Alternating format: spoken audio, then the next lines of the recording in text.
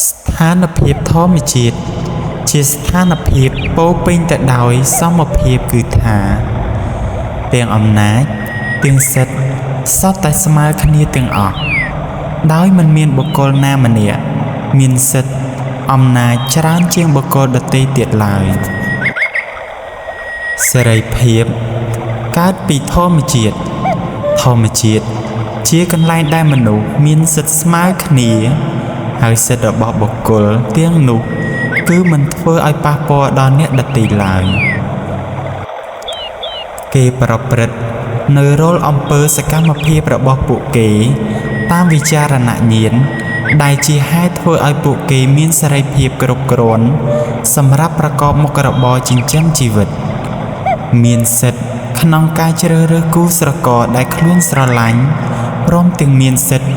ក្នុងការដាក់ទណ្ឌកម្មចំពោះបុគ្គលដែលប្រព្រឹត្តខុសនឹងក្រឹតក្រមធម្មជាតិសារជាតិរបស់មនុស្សមិនអាក្រក់ពីកំណើតទេមនុស្សកើតមកមានខួរក្បាលប្រៀបដូចជាក្រណាត់សស្អាតមនុស្សមានទំនាក់ទំនងល្អមានភាពស្មើគ្នានិងឯករាជ្យគ្មាននរណាម្នាក់ធ្វើអំពើអាក្រក់ទៅលើអ្នកដទៃខាងលើនេះគឺជាទស្សនវិជ្ជារបស់លោក John Locke